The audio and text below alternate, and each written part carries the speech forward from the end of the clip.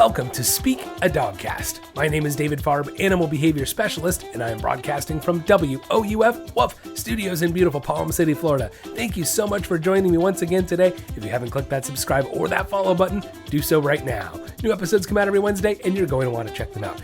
I do apologize, this episode is late. Guys, I've been having some computer issues the past few months. That's why we've kind of been a little up and down on getting episodes out on time. It's a little crazy. However, we have solved all the computer issues now. Brand new computer just delivered yesterday, so now I'm playing catch up.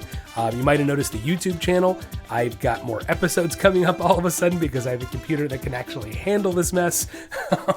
So yes, I am super excited. More video, more content coming now that we have all our computer issues solved, including we were having internet issues on getting episodes uploaded. I mean, I've just been fighting with a lot of different things. So I appreciate your patience for those of you on my YouTube channel. I appreciate your patience, everybody, with the podcast. I know the episodes haven't been coming out consistently, but we're past it. Let's get it going. Yes. Now you can subscribe to my Instagram channel. Go check me out on Instagram at Speak a Dogcast and join me there every Tuesday for Training Tip Tuesdays, where I have a brand new dog training tip for you every single week. Yes. Now, like I said, the visual thing, if that's more your thing, go check out my YouTube channel. Find me over there at Speak a Dogcast.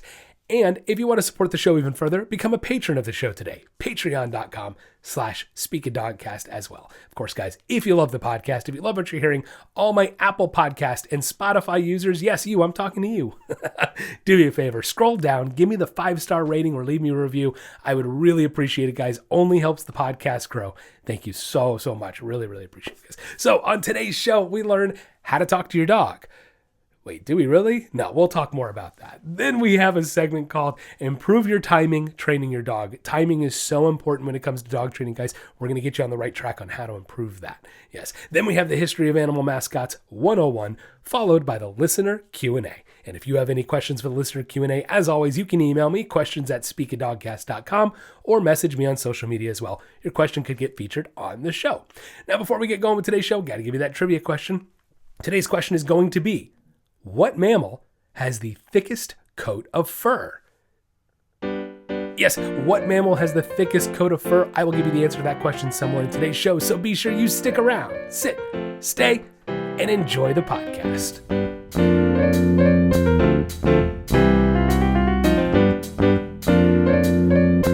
Next on Speak a Dogcast, how to talk to your dog. I'm not giving you a magical secret on how to talk to your dog, how to communicate with your animal. Look, full-blown honesty, I had someone reach out to me recently about a dog medium that communicates with dogs and dogs that are dead, and she can talk to your dog. And part of me wanted to have her on the show so I can just absolutely shred it. I'm not going to lie. But I don't want to be a jerk. But at the same time, it's like, give me a freaking break. And she's a renowned trainer, supposedly, too. Like, oh, it's so good. I'm like, are you serious? Guys, you can't talk to your dogs. Oh, I can hear what they're saying. No, you can't. No, you cannot. No, you can't, because if you did, you wouldn't need to come on my podcast to plug yourself because you'd be so filthy rich. You know? Right? Like, let's connect the dots with logic here. If you truly could communicate with not only living dogs, but dead dogs, don't you think you might just have something amazing that everyone in the world, I mean, this would just be front and center on every newspaper in the world? It's because they can't, guys. It's because they can't. They cannot communicate with dogs. You cannot speak English or whatever native language you think you've taught your dog. You cannot talk in a language to a dog except the language of dog. And I'll be honest, guys, most human beings are really bad at speaking dog. And look, as good as I've gotten at it over the years, as good as I like to think I am, I will never be as good as another dog. Ever, ever, ever. And that's, part of the reason, like when I do my boot camps, that's part of the reason boot camps are successful, is dogs communicate with dogs the way dogs communicate, like a dog. And so my boot camps can be more successful by letting a stable pack of dogs influence a dog who perhaps isn't so stable. I can communicate really well with dogs in a dog way. Can't speak English with them, can't carry a conversation with them, can't ask them how their day at work was yesterday. Okay, it doesn't work like that. Again, if it did, if I could talk to dogs like that, I wouldn't be doing the podcast right now. Like, come on, guys. There is no way to communicate with a dog in English verbally. It just doesn't work. And I'll hear it. Here's the argument. Here, ready for it? David, when I tell my dog to sit, they sit. They know what I'm saying. They understand me. No, your dog has a conditioned response. I'm sorry, guys, but burst your bubble. No, dogs don't know English. It's the same thing like with the apes learning sign language, where people will go, oh, the ape learns sign language. They can speak English. And I go, no, guys, they have a conditioned response where someone holds up a banana and gives them a sign for banana. Holds up a banana, gives them a sign for a banana. If they could truly speak the language, they would have created it themselves. Do you understand the difference?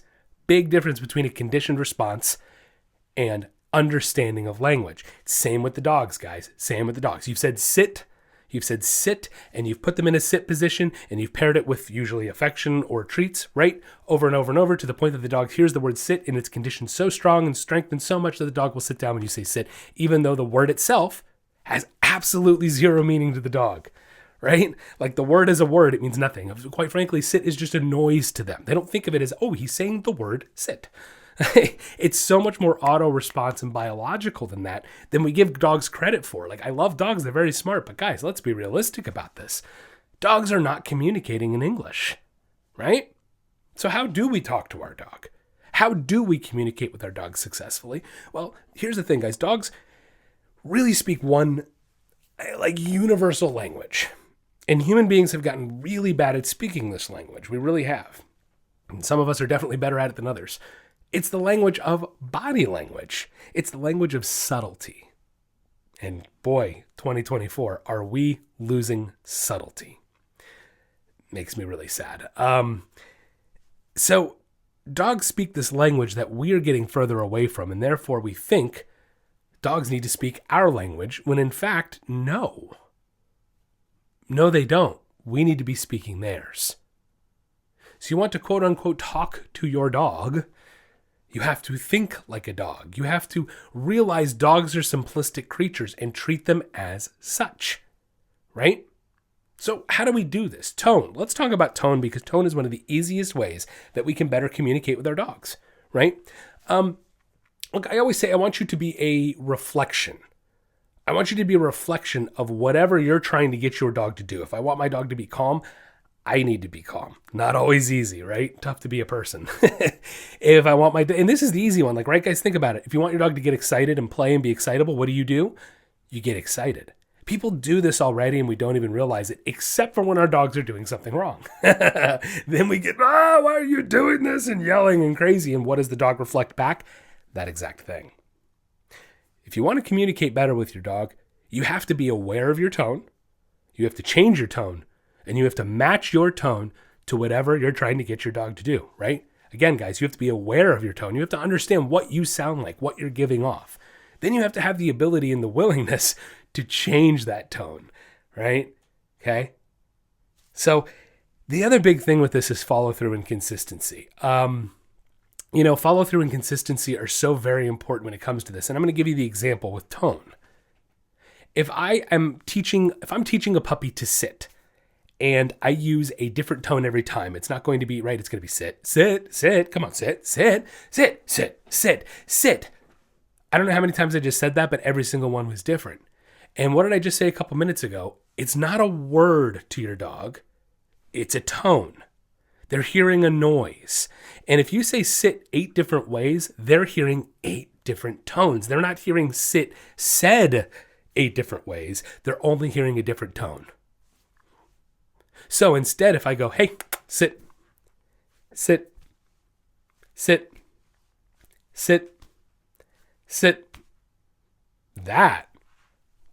was the same tone. There's consistency in that. And believe it or not, your dog will actually learn faster. Why? Because they're not understanding the word, they're understanding the tone, right? I've talked about this a handful of times. I'm just going to put it in a nutshell. Years ago, I had a client's child who was doing a science fair project, and they were doing a project to see if a dog could tell the difference between the tone or the word. Fascinating study. Because we were able to use like 8 to 10 different dogs. We were able to use my own dogs, client dogs, and we did different tests on tone, saying it differently. And it's fascinating how much the dogs really cue into that tone. When I said sit completely different from I've ever said it before, my golden retriever kind of looked at me like, I hear the word, but it doesn't, like, you could tell it just wasn't clicking and he wasn't sitting right. He almost like took a minute to go, okay, I'll sit, like, because the tone was different. Even though I've said the word sit to him 5,000 times before, that one time I said it completely different and it didn't register correctly. You want to know how to talk to your dog? Figure out your tone. Figure out your tone, guys. Understand what you sound like to your dog, what you're giving off to your dog. This is something so subtle, but so vitally important. If your dog is about to go do something wrong, right? Like, it's coming, you see it, they're about to go grab something they shouldn't. Let's go with that, right? They're about to go grab something that they shouldn't have in their mouth. Everybody, what do? Oh my God, we freak out, we call it, we yell the dog's name, we get angry, and instead, how about Fluffy, come here. And Fluffy all of a sudden goes, whoa, forget what's going on over here. Dad sounds pretty excitable. Oh, what's Dad doing? Oh, he's calling me. Okay, well, let's go see what he's doing. We redirected the behavior. We had it off before it ever turned anything bad. And all of a sudden, our dog doesn't want to work to avoid us. The problem is, if we get angry in a moment where the dog is about to do something wrong, they tend to want to go, ooh, you're mad. I'm going to avoid. I don't like this tone. I'm going to avoid that tone. Whereas if I can change my tone to be something inviting and not an aversive, not something they want to work to avoid, well, look at that. We just changed the behavior. We made my dog want to listen to me as opposed to want to avoid me. And we end up getting a better result.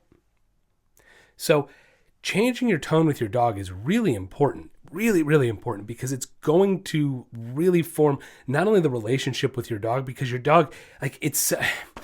If you mostly get frustrated with, I'm just being honest, guys, if you mostly get frustrated with your dog and yell at your dog, or, if you're just giving off a lot more of that, even if it's just 51% of that and 49% affection, you're tipping the scale in the wrong direction to the point that every time you call your dog's name, they're like, crap, am I in trouble? As opposed to, oh, what does Dad want? Like, the dog was in the scenario where he's about to go get something in his mouth he shouldn't. Instead of getting mad, I redirected into something. He wants to listen to me and he wants to seek it out. You see the difference? The dog, it's more like, oh, what are we doing? What can we do? Oh, I shouldn't have done that. Okay. Versus, oh, I'm going to get in trouble. I don't want to do that. Oh, where's Dad? I want to avoid Dad. It's a very different mindset for your dog when we set that precedent of happy, right? Like a leadership position where your dog wants to seek out your leadership, wants to listen to you. And that tone, that's how we get there. Okay? So again, we have to kind of revisit this. Let's remember, guys, the first thing to changing your tone is you have to be aware of your tone. And look, if you can ask your spouse or, friends, roommates, whatever your living situation is, someone that's living with you that's there a lot, I want them to kind of keep an eye on how you're being with the dog and help you out, because it's tough, guys. We're only human. You can't fully be aware all the time of how you're sounding, acting. Like, we're only humans, right? We all have emotions, and we don't always have 100% control over them. It's easy to get frustrated when your dog has made you frustrated 1,001 times. And it's hard sometimes to step back and recognize that. So have a friend, roommate, spouse, help each other out, help each other recognize when the tone isn't sounding so great, when we need to change it up, because that's the first step, recognizing our tone.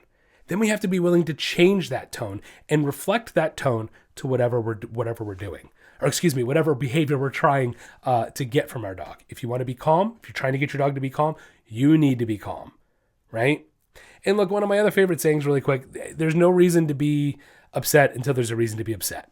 You know what I mean? So like if the dog is going to get that thing they shouldn't, in our example that we've talked about today, if they're going to go bite that thing they shouldn't bite or grab that thing they shouldn't grab, instead of getting upset because they haven't done it yet, right? There's no reason to get upset until there's a reason to get upset. They haven't done anything yet. They're thinking about it. That's the time to still remain calm, redirect. Think about your tone, change your tone, and reflect back what you're trying to get your dog to do. I don't want my dog to go crazy, grab that thing and run. I want them to be calm. Reflect that calmness. All right. Changing your tone is everything, guys. It's how you get your dog to listen to you. It's how you build a relationship with your dog. And it's how you train, quite frankly. So be aware of your tone, be ready to change your tone, and of course, always reflect back what you're trying to accomplish and get out of your dog.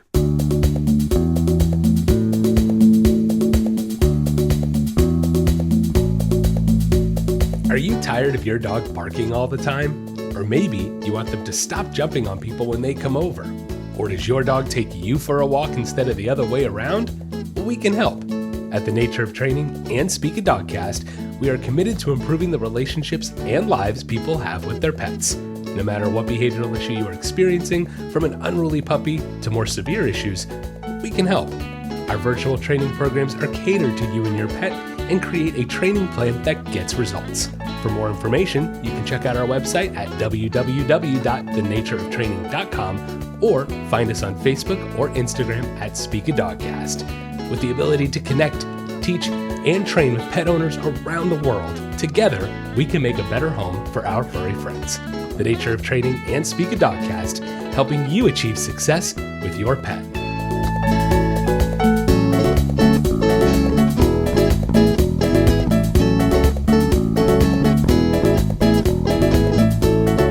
Next on Speak a Dogcast, improve your timing, training your dog.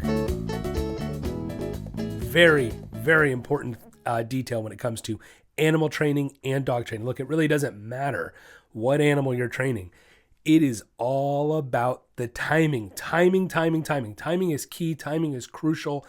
And it really makes a difference in having your timing, whether it comes to reinforcing or punishing a behavior. That timing is everything. You're going to hear me say the word timing 5,000 more times in this segment because of how important it is. Look, you can have all the knowledge, all the understanding of dog psychology and reinforcement punishment. You could be able to spit back every single definition to me, and it will not matter in the slightest if your timing sucks. I'm being 100% honest here, guys. The funny thing is I've met trainers the opposite way, where their timing is phenomenal, but their knowledge is crap. They don't know what reinforcement is. They don't know what punishment is, but their timing is amazing. And interestingly enough, as much as it pains me to say it, trainers that have phenomenal, not good, phenomenal timing, they can get by. They can get by without the knowledge. Could they be doing better with the knowledge? Yeah, 100% certainty on that one. I've seen it time and time again.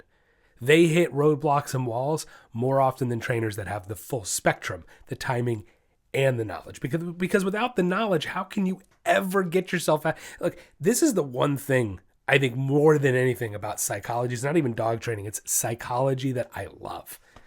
You can't argue with me. And I mean this in the nicest way possible. And it's not an arrogance thing. This is something I was taught by another behavior specialist years ago because he's right. I can't argue with him. He can't. You can't argue about these psychological concepts because they're everywhere.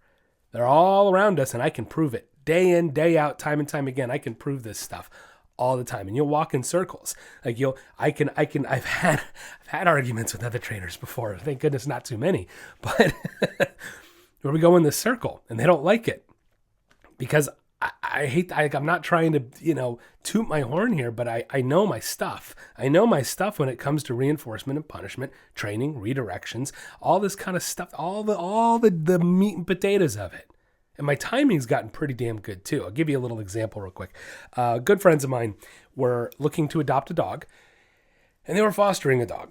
And good on them. Fostering was a great idea because they weren't sure they were really ready for another dog yet for multiple reasons, as well as they wanted to make sure this dog was a good fit. And here's the thing, guys. This dog, they brought him in. He was so chill. I mean, they could take him anywhere. He was awesome. He had separation anxiety, though.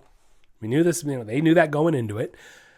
But the separation anxiety was even worse than anybody knew. Anybody knew at the rescue even knew because, and look, okay, so let me give you the story here. So we meet him. He comes over to our house. I met him. He was really cool. They came over a couple days later. He was playing with our dogs. And the way he was playing, overall, pretty darn good. I could kind of see a little, unsureness at times. And, I told my friends, I said, look, this dog is freaking awesome. Like, he really is. What a cool personality. He's really chill. However, there might be a little honeymoon phase with this one. As in, I think something bad could come out with enough time. And unfortunately, I was correct. Unfortunately, I didn't want to be right on that one. But I did. Like a week later, we're at the beach, and it was him, my friends, a couple of their friends. I had my dog. I had Riker. They had their dog. And Riker's just sitting there, and at one point, Riker was just walking by. He was sniffing the ground, walking by him. Doesn't even care about the other dog, but the dog started low growling at him. Yeah, there it is. And before the end of the day, their dog, that dog that they were fostering, went for Riker. I mean, full blown, just went in attack mode. And I was right there, and I grabbed that dog really quick, really fast, And the second I grabbed him and tried to stop him, he turned on me and tried to bite me. No joke. We dealt with it, and I was really quick. And again, not to toot my own horn here, but everybody, my friends, all their friends, and even people at the beach around us, like jaws were on the floor, eyes wide open, going, holy hell, because I was so quick, I was so fast, I didn't get bit. I got this dog to relax on his side, just totally rolling over for me, with barely touching him. As a matter of fact, I didn't even touch him at the end, and he just rolled. Got him relaxed. I loved the compliment from my buddy, I have to say. He said, where's my checkbook? Now look, in the end, guys, they didn't end up keeping the dog, and that's fine. There's zero judgment coming from me on this. Absolutely none, because it has to be the right fit for everybody. It has to be a comfortable situation for everybody. And with their living situation and environment with this dog and other things, I think they made a very wise decision in the end. I really do. A very responsible, honestly mature decision. Like, kudos to you guys. Like, really good on you. But again, long story, I mean, to get to it, I wanted to, in a way, toot my horn because of my timing. Like, I'm tooting my horn, guys, because it's something I've worked at. It is something I've strived for. It is something you almost get bit, and you do get bit sometimes, improving your timing in the line of work that I do. And so in a way, yes, I don't have colleagues. I don't have employees. I don't have anybody really to pat me on the back. And I have to remind myself, as my friends and my wife tell me to do, I'm too hard on myself, and give myself a little kudos on my timing. So I had to share that with you a little bit to just maybe boost my ego, whatever. Maybe I need it. All right. Maybe today I just needed to hear that. So my timing's phenomenal. And timing can be the difference between changing a behavior. Timing can be the difference between getting bit and not getting bit. Timing can be the difference between making a behavior worse. All right. So I don't want to, and I'm not trying to scare all you guys, because timing is also very basic stuff. Even with housebreaking, timing is key. Look, we just did housebreaking a little while ago. Let's talk about one quick thing. When you take your puppy out for housebreaking, what do I always tell you? You must have a treat with you in your pocket, and here's why. And this is gonna get us on the timing track here. Because if your dog goes to the bathroom and pee outside, and by the time you get back inside, it's been easily 30 seconds, if not more, even if it's only been 25 seconds, even if it's only been 15 seconds, I don't care. The second the dog is done peeing, they need to be getting a treat. Why? Because of timing. Your dog only has about 10 seconds. 10 seconds, that's it, to be able to correlate what just happened with that reward. So every second past that, hell, every second wasted, even if it's 3 seconds versus 2, if I can get that treat in there 1 second faster, phenomenal. Timing's everything, guys. Everything. Your dog will be housebroken faster if you get that treat to them a second faster, 2 seconds faster, every time. Timing is everything. Okay? Same thing. Think about my situation at the beach the other day, right? The foster dog went to attack Riker. If I had been a split second slower, Riker might have gotten bit. Once I corrected the situation, when that foster dog turned and tried to bite me, if I had been a second slower, I would have gotten bit. Timing is everything when it comes to animal training. It really is. I can't stress it enough. And really the reason why, guys, is because it's fight and flight. Mother Nature is not nice. Mother Nature is fast. And everything in Mother Nature can be a matter of life and death in a split-second decision. And so really it's biological and instinctual that your timing needs to be fast. This is why you can't have your treats inside your pocket. This is why your treats must be in a treat pouch. You can't be fumbling with the pocket trying, well, hold on, I'm getting the treat. It's stuck. Oh, my hand's stuck. Now, hold up. There we go. There. By the time you're getting the treat, your dog has already lost interest. Peace out. I'm getting distracted by something over here, and I'm about to yank on you. Versus if I had the pouch, treat ready to go, boom. Dog gets the treat and is like, oh, forget the distraction. I just got rewarded for that. Can we do that again? Timing is everything. So how do you improve it? Well, I just already gave you a lot of examples, believe it or not. Treat pouch is one way we can improve our timing. Being prepared and having the treats with us, that improves our timing. But one of the biggest things I tell people is I need you to think 3 seconds ahead. Let's start with 1 second on day one. And, a couple weeks in, we're going to think 2 seconds ahead and then 3 seconds ahead. I want you to be ahead of your dog. The easy part about dog training is dogs are creatures of such habit and behavior that, conditioning, that you can almost predict their behavior. Y'all know what I'm talking about. If you know your dog well enough, you know exactly what I'm talking about. You can almost predict your dog's behavior sometimes. So be a second ahead of where you would normally reward that behavior. If you know they're about to sit, don't wait for them to sit. Like, you know what I mean? Get that treat ready so the second that butt hits the ground, boom, treat in the mouth. I'm so fast, guys. So fast. And you gotta be. Dogs are very, very smart and very quick. And so when people sit here and go, oh, sit. Good boy, you sat like a good boy. Good job. You're sitting now. What a good... It's just going in one ear and out the other. Everybody, oh, I'm talking to my dog and they love it when I talk to them. No, you're giving them wasteful, crappy information. I'm sorry. There's a time and a place when you're on the couch snuggling and you're not trying to accomplish anything behaviorally, sure. Okay, fine. But if I'm training my dog and I need them to pay attention, it's going to be sit. Good boy. Treat. Good boy. Lie down. Treat. Good boy. Good. See the difference? Very succinct. Goes back to the last segment of how do we talk to our dog. Tone, simplicity, okay?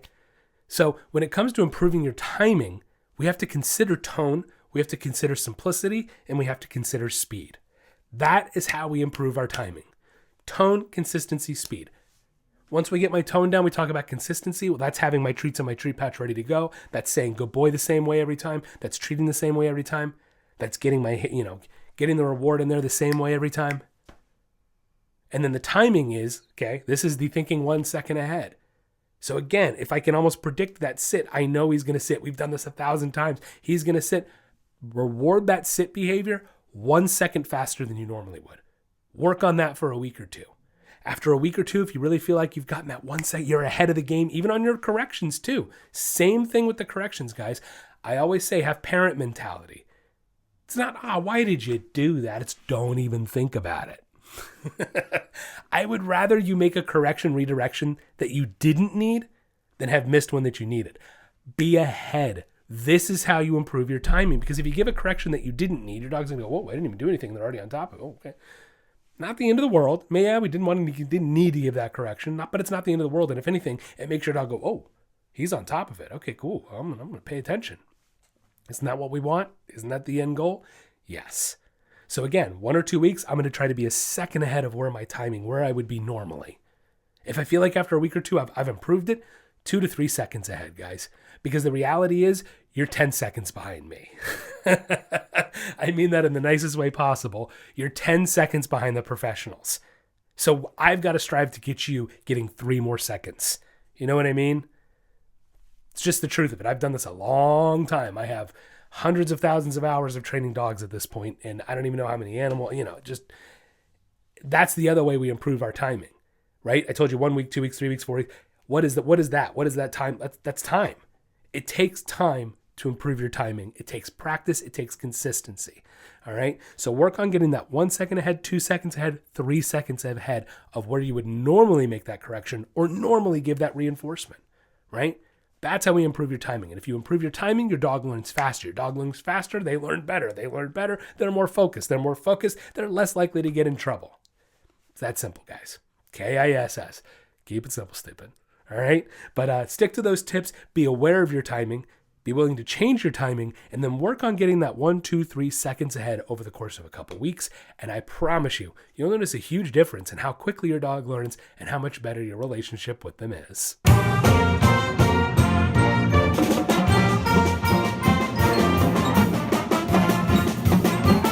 Next on Speak a Dogcast, it's the History of Animal Mascots 101. Today, we'll be talking about the University of Vermont.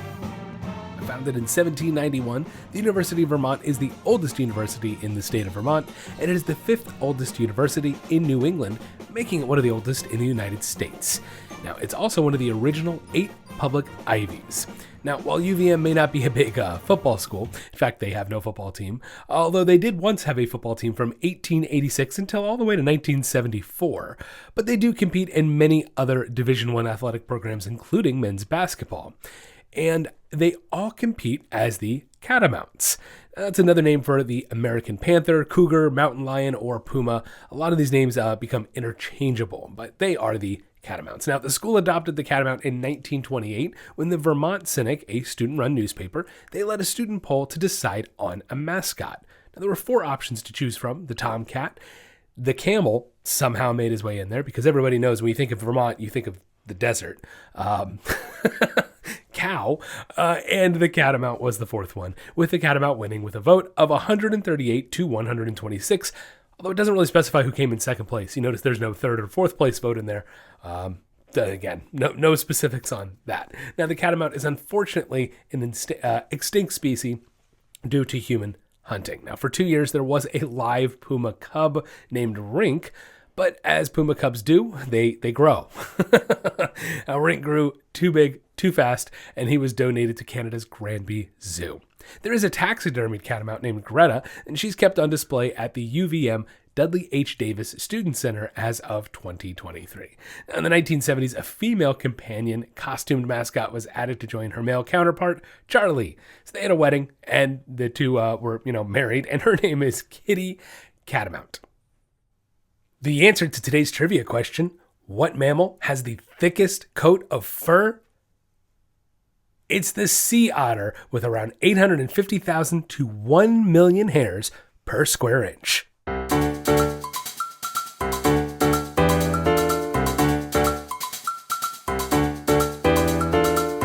Next on Speak a Dogcast, it's the listener Q&A. The first question today comes from Angie from Myrtle Beach, South Carolina. Angie asked, I recently got a puppy. He's about 4 months old. However, I already have a cat and they are not getting along. My puppy, tries to play and the cat growls, hisses, and swats at my dog. Now, it's been a month and it does not really seem to be getting any better.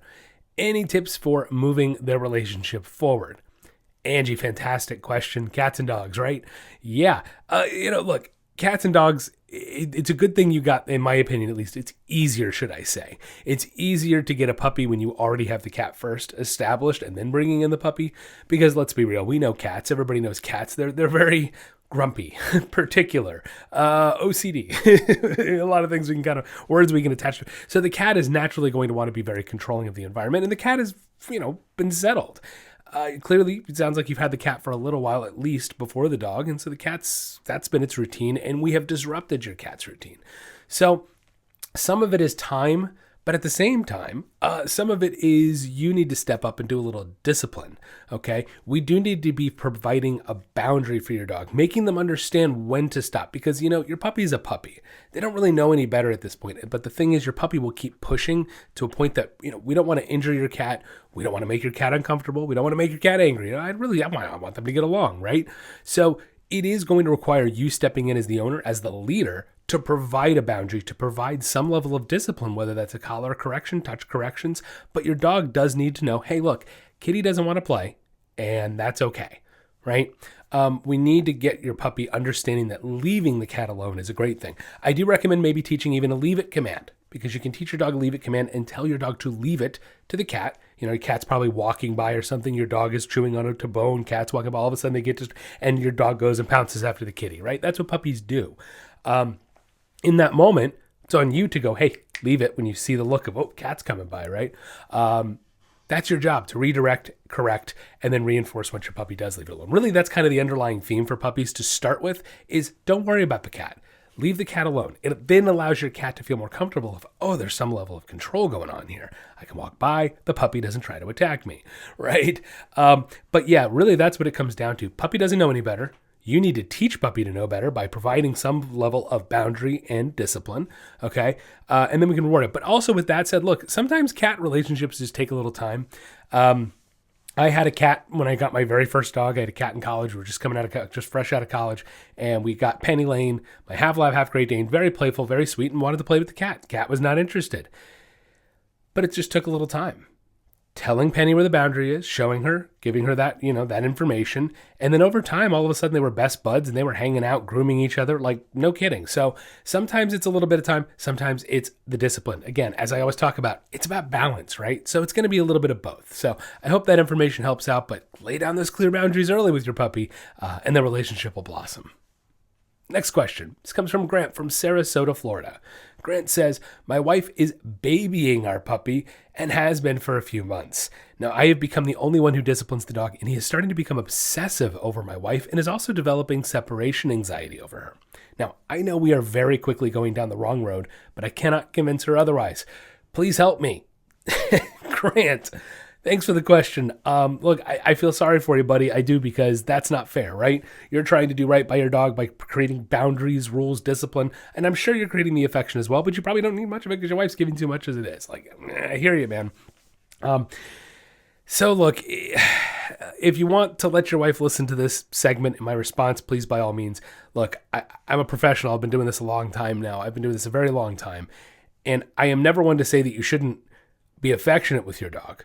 But I'm absolutely one to say you should never overdo anything with your dog. Overdo anything, whether that's affection or discipline or treats or war. You should not overdo any one particular thing with your dog.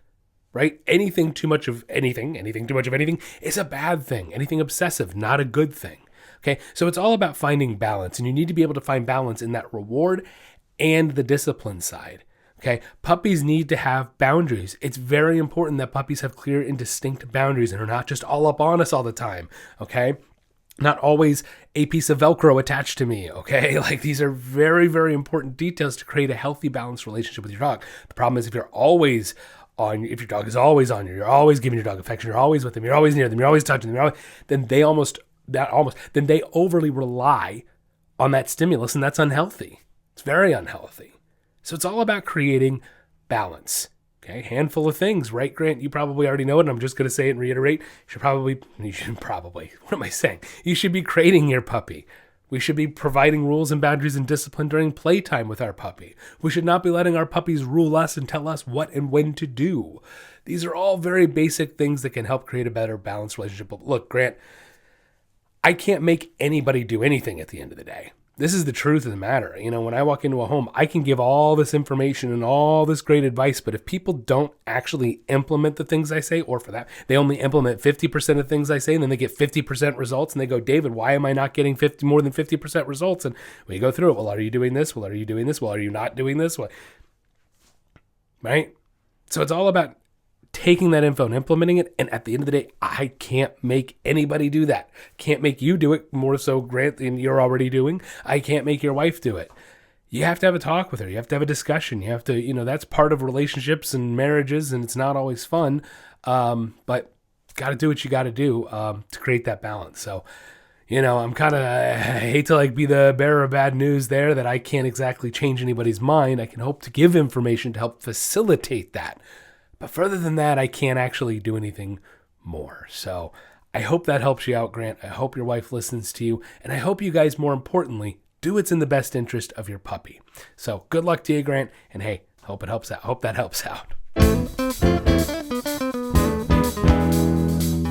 That's going to wrap up the podcast today. Thank you so much for listening in. If you haven't clicked that subscribe or that follow button, do so right now. New episodes come out every Wednesday, and you're going to want to check them out. You can follow me on Instagram at SpeakyDogcast and join me there every Tuesday for Training Tip Tuesday. Yeah, subscribe to my YouTube channel at youtube.com/SpeakyDogcast. Become a patron of the show today. Patreon.com/SpeakyDogcast. And if you love what you're hearing, Apple Podcasts and Spotify users, scroll on down, give me that 5-star rating, give me the thumbs up on YouTube. I would greatly appreciate it, guys. I want to thank my patrons, my pup supporter Regula Wright, and my dog friend Maureen Crossan. Have a wonderful week, and don't forget, get out there and walk your dog.